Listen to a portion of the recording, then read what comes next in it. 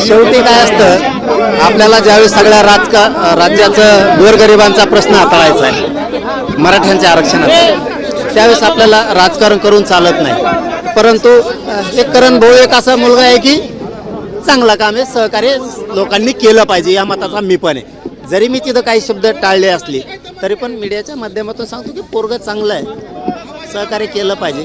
सामाजिक कार्यात काम करणारे पोरं टिकले पण पाहिजेत. आणि मग वेळेला काय होतं, आपण जर सामाजिक काम करणाऱ्या पोरांच्या पाठीशी उभा नाही राहिलो तर मग समाजाचं काम करायला पण पुढं अडचणी येतात. त्याच्यामुळं करण भाऊला सहकार्य सगळ्यांनी केलं पाहिजे या मताचा मी 100% आहे. दादा, पुण्यामध्ये पूजा मोरे यांनी अनेक दिवसांपासून मराठा आंदोलनासाठी त्या ठिकाणी सक्रिय सहभाग घेतला होता. भारतीय जनता पार्टीकडनं त्यांना अधिकृत उमेदवारी माघारी घ्यावी लागली आहे. काय सांगाल या संदर्भात? त्याचे कारण बघावे लागतील. मला आत्ताच करण भाऊच्या माध्यमातूनच ते भाषणातूनच कळालंय, आधी मलाही माहीत नव्हतं. आपल्याला त्याचे कारणं पूर्ण घ्यावं लागतील आणि त्यांच्यावर अन्याय जर झाला असेल तर हे मात्र मग योग्य नाही. परंतु त्याच्यावरती पूर्ण बघायच्या अगोदर मी स्टेटमेंट देणं योग्य नाही. मी बघतो कशामुळं झालंय, काय घडलंय. त्यांचे जुने काही व्हिडिओ समोर आणलेले होते, त्या ठिकाणी राज्याचे मुख्यमंत्री देवेंद्र फडणवीस यांच्या विरोधात काही भाष्य केलेलं असेल, या संदर्भात काही त्यांनी व्हिडिओ त्या मागच्या काळामधले जे होते ते समोर आणल्यानंतर हा संपूर्ण निर्णय घेतल्याचं सांगितलं जात आहे. आपण आता हे तुमच्या माध्यमातून करण भाऊच्या माध्यमातून आहेत, ज्यावेळेस मी बघतो की अन्याय झाला आहे आणि जुने व्हिडिओचा जर हे संबंध आत्ता जोडत असतील तर हे 100% मग चुकीचं आहे. जर असं असेल तर जुने व्हिडिओ म्हणजे सामाजिक क्षेत्रात काम करीत असताना त्या पद्धतीचं बोलावंच लागतं तरच न्याय मिळतो, नसता न्याय मिळत नाही ना, न्याय मिळतच नाही ना. आणि ते जर तुम्ही आत्ता काढणार असला तर बाकीच्यांचे पण येत, मग ते बाकीच्यांचे पण. आता मी काय, मला एकदा बघू दे, मग त्याच्यावरती झोड पितो मी नंतर. मी आणखी प्रत्यक्ष ते बघितलं नाही. मराठा समाजाची लेख पुण्यामध्ये रडते अक्षरशः उमेदवारीसाठी.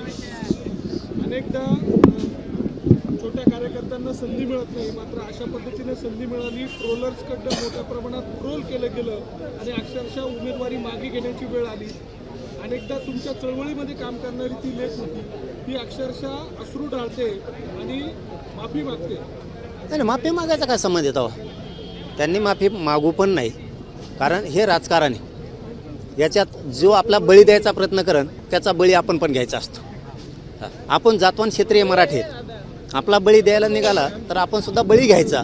माफी मागायचा काय संबंध? आणि जुने एक असले तरी व्हिडिओ खोटे नाटे आणि ते आता पांगवायचे आणि कुठंतरी माघार घ्यायला लावायचं, असं जर हे सत्य असेल तर त्याचे दुष्परिणामसुद्धा भोगावं लागतील त्यांना सुद्धा. मग पण ते मला बघू द्या एकदा. काय असतं, माझ्यासारख्याने बोलताना तरी किमान मला माहीतच नाही, मी करण भाऊच्या याच्यामध्ये आत्ता ऐकलं ते.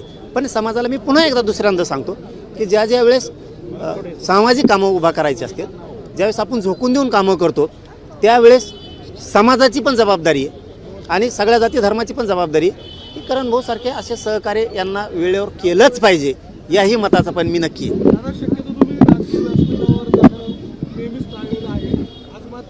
अरे बाबा, राजकीय नाही ना. हा, राजकीय नाही ते. हा, वर्धापन दिनाचं होतं, मात्र त्याला राजकीय किनार देखील होती. या व्यासपीठावर आल्यानंतर काय वाटलं, राजकारणात एंट्री घ्यावी की नको? मी करण भाऊसाठी बोललो का नाही मीडियासमोर, जाहीर बोललो का नाही की समाजानं सामाजिक काम करणाऱ्या पोरांना सांभाळलं पाहिजे, सहकार्य केलं पाहिजे. जाहीर बोललोय, याच्यापेक्षा जाहीर काहीच असू शकत नाही. तिथून बोललो नाही, उलट मी इथून बोललोय. बरे हुंबल आता, पण केलं पाहिजे. हे सांगण्याचं कारण एवढंच आहे की सातत्यानं समाजाची लढाई लावून धरणाऱ्या लोकांना सांभाळलं सुद्धा समाजाने सांभाळलं पाहिजे. काय होतं, वेळ निघून गेल्याच्या नंतर रडत बसण्यास समाजाला सुद्धा काय उपयोग नाही. मग अशा वेळेसच आपले पोरं त्यांना ताकद देऊन बळ देऊन पुढं घातले पाहिजेत. आणि हे संदेश महाराष्ट्रातल्या सगळ्याच समाजाने घ्यावा. मी नाशिकमधून आज दिलेला की समाजाचे पोरं समाजाच्या लढाईत ज्यावेळेस उभा असतात त्यावेळेस ज्यावेळेस ते या पाटलावरती उभा राहतात त्यावेळेस त्यांना बळ देणं सुद्धा समाजाने समोरचा विसरून द्यावा लागतं. नाही तर अशा टायमाला जर तुम्ही म्हणले माझ्यासाठी पक्षात नेताच मोठा, तर मग आपले काम करणारे पोरं गळत आहेत आणि काम करणारे पोरं गळाले तर पुन्हा पुढं समाजात काम करायला अडचण येत आहेत. तरी पण माझं समाजाला मत आहे की सामाजिक लढाई लढणाऱ्या पोरांना सहकार्य करत जा, बळ देत जा, कधी विसरत जाऊ नका. ही समाजाची सुद्धा तेवढीच जबाबदारी. माझ्या हातात एवढंच सांगणं आहे, मत तर माझ्या हातात नाही आहे, पण समाजाला मी चांगला संदेश देऊ शकतो की आपल्या लेकरांना बळ द्यायचं शिका. मग क्षेत्र कोणचंही असेल, शिक्षणाचं असेल, नोकरीचं असेल, राजकीय असेल, सामाजिक असेल, अडीअडचणी येतात, कोणचंही बळ असू द्या, कोणचंही सहकार्य असू द्या, सगळ्या सहकारात उतरत जा. शेवटी आता खूप वाईट दिवस आहेत आणि अशा वेळेस सहकार्य बळ दिलं पाहिजे. याला मग नुसतं राजकारणाकडेच ओढू नका, नाही तर नुसतं याला राजकारणाकडेच ओढायचे सगळे, असं पण नाही. व्यासपीठावर सगळे बाणच बाण दिसले, तुम्ही भाषणाचा उल्लेख केला. अरे नाही बाबा, मला ते काय झालं, एक तर वाढदिवस वर्धापन दिवस नुसते बाणच दिसून राहिले याकडे त्याकडेला. आम्ही आलो फुल लोड मध्ये, नेमकं काय आहे.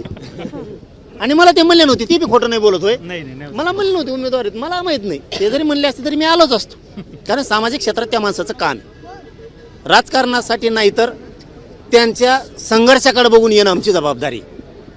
आमच्या आधीपासून ते ओढतात, आमची जबाबदारी आहे ना. ते कुठं जरा आता एखाद्या पक्षाकडून उभा राहिले म्हणून यायचं नाही, हे योग्य नाही. मी वाढदिवस म्हणून आलोय, येणार.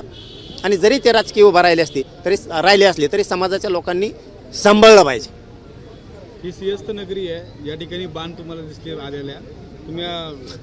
तुम्ही त्या बाणाचा अर्थ वेगळाच काढा दिसला आता. त्या बाणा बोलले की ह्या बाणा बोलले, तुमचा बाण नेम कुठे होता? अरे मग बाण इथंच आहे बाबा, मग त्या बाणावर काय करायचं मला? त्या बाणाचं मला देणं घेणं नाही, किंवा त्यांचे कोणाचे कोणते चिन्ह आहेत त्याच्याशी देणं घेणं नाही. मी सरळ साधं पोरग आहे. आणि तुम्ही पत्रकार बांधव मला 2 वर्षात बघता, मी तुम्हाला कधी खोटं बोललो नाही. मी सरळ साधा आहे. माझा तो अर्थ नाही, जी राजकीय लोक ते बाण अर्थ काढते तो अर्थ नाही आहे माझा. मला या काय किती दिसल्यावर मला आलं ना टेन्शन. अरे म्हणलं ही काय मिस्टेक हो, या काय किती दकस काय म्हणजे मला वाटलं यांनी नाही, पण दुसरे कोणी येऊन बसले असतील असं मला आधी वाटलं होतं. पण ठीक आहे, समाजाने सहकार्य केलं पाहिजे. पुन्हा मी त्याच विषयाकडे येतोय. आणि वेळेप्रसंगी सगळ्या क्षेत्रात समाजाचे लेकरं समाजाने